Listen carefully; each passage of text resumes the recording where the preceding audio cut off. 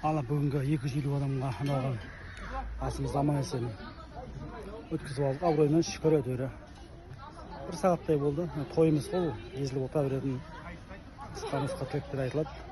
Атамыздың, апамыздың өлдердің көзін көрген